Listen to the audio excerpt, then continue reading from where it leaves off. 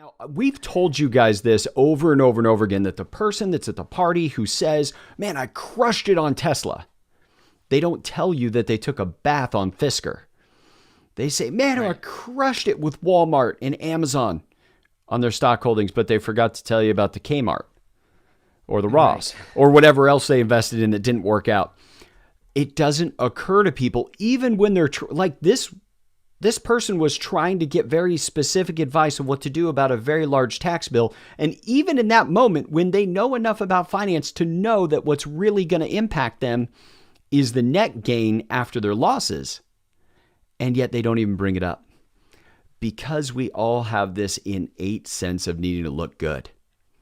You know, we've talked about it in the past that we all have these peacock feathers that we flap around.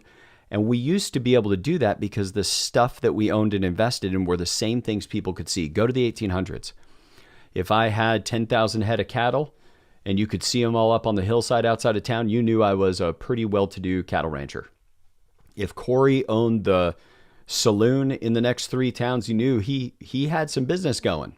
If Jordan, our video engineer, who I hope is still successfully live streaming this, if he owned the printing press in the next 2 towns, you would know he was a person of means, or they had 300 acres outside of town.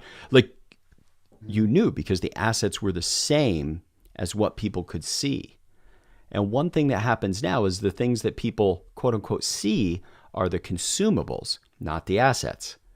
And we'll even talk about our assets in a way, unintentionally. This is an enormously honest person, but just naturally, because that biological need to shake our peacock feathers, they don't disclose the downside of those transactions. Hey guys, so glad you could tune in and watch that video.